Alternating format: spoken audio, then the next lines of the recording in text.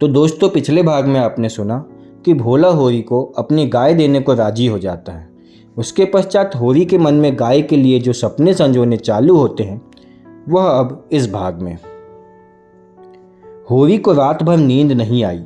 नीम के पेड़ तले अपनी बांस की खाट पर पड़ा बार बार तारों की ओर देखता था। गाय के लिए एक नांद गाड़नी है। बैलों से अलग उसकी नांद रहे तो अच्छा। अभी तो रात को बाहर ही रहेगी, लेकिन चौमासे में उसके लिए कोई दूसरी जगह ठीक करनी होगी। बाहर लोग नज़र लगा देते हैं। कभी कभी तो ऐसा टोना टोटका कर देते हैं कि गाय का दूध ही सूख जाता है। थन में हाथ लगाने नहीं देती, लात मारती सो अलग। बाहर बांधना ठीक नहीं है। और बाहर नांद भी गाड़ने कौन देगा? काविंदा साहब नज़र के लिए मुंह फुलाएंगे। छोटी छोटी बात के लिए राय साहब के पास फरियाद लेकर जाना भी उचित नहीं है। और काविंदे के सामने मेरी सुनता कौन है? उनसे कुछ कहूँ तो काविंदा दुश्मन हो जाए। जल में रहकर मगर से बैर करना लड़कपन है। भीतर ही बांधूंगा। आंगन तो है, भले ही छोटा है, लेकिन एक मड़ैया डाल देने से काम चल जाएगा। अभी पहला बयान है। 5 सेर से कम दूध क्या ही देगी। सेर भर तो गोबर को ही चाहिए। रुपया दूध देखकर कैसी ललचाती रहती है।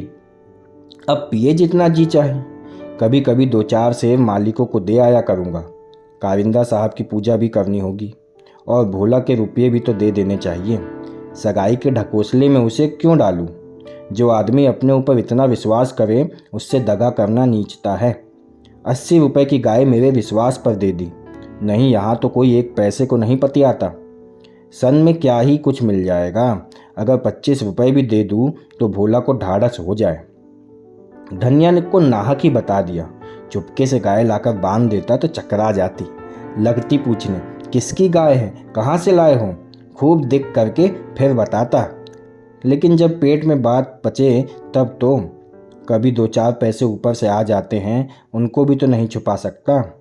और यह अच्छा भी है, उसे घर की चिंता रहती है। अगर उसे मालूम हो जाए कि इनके पास पैसे भी हैं तो फिर नखरे बघारने लगे। गोबर जरा आलसी है। नहीं, मैं गौ की ऐसी सेवा करता जैसी चाहिए। अरे आलसी वालसी कुछ नहीं है। इस उम्र में कौन आलसी नहीं होता। मैं भी तो दादा के सामने मटर गश्ती किया करता था। बेचारे पहर रात से कुट्टी काटने लगते, कभी द्वार पर झाड़ू लगाते, कभी खेत में खाद फेंकते, और मैं पड़ा सोता रहता था।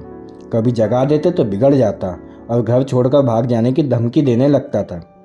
लड़के जब अपने माँ बाप के सामने भी जिंदगी का थोड़ा सा सुख न भोगेंगे तो फिर जब अपने सिर पर पड़ गई तो क्या भोगेंगे? दादा के मरते ही मैंने क्या घर नहीं संभाल लिया?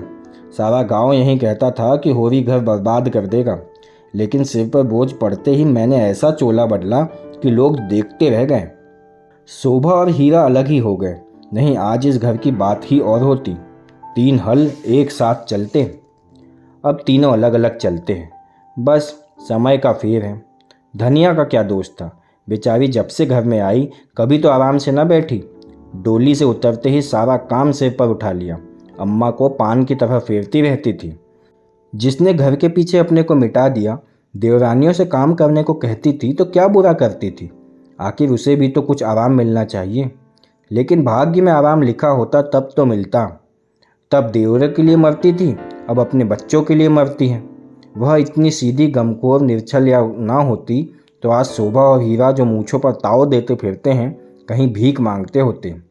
आदमी कितना स्वार्थी हो जाता है। जिसके लिए लड़ो वही जान का दुश्मन हो जाता है। होरी ने फिर पूरब की ओर देखा। शायद भिनसार हो रहा है। गोबर काहे को जागने लगा? नहीं, कह के तो सोया था कि अंधेरे में ही चला जाऊंगा। नांद जाकर तो गाड़ दूं, लेकिन नहीं, जब तक गाय द्वार पर ना आ जाए नांद गाड़ना ठीक नहीं।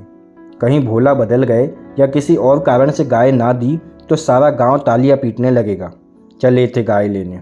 पट्टे ने इतनी फुर्ती से नांद गाड़ दी मानो इसी की कसर थी। भोला है तो अपने घर का मालिक, लेकिन जब लड़के सयाने हो गए हैं तो बाप की कौन चलती है? कामता और जंगी अकड़ जाए तो क्या भोला अपने मन से गाय मुझे दे देंगे? कभी नहीं। आगे क्या हुआ यह जानने के लिए अगला भाग अवश्य सुने दोस्तों। तो दोस्तों, अगर आपको मेरी श्रृंखला और काम पसंद आ रहा है तो मेरे वीडियोस को लाइक और शेयर ज़रूर करें तथा मेरे चैनल को सब्सक्राइब भी करें। साथ ही बेल आइकन को अवश्य दबाएं ताकि मेरे आगे आने वाली श्रृंखला के एपिसोड एवं आगे आने वाला काम आपको जरूर दिखे। धन्यवाद।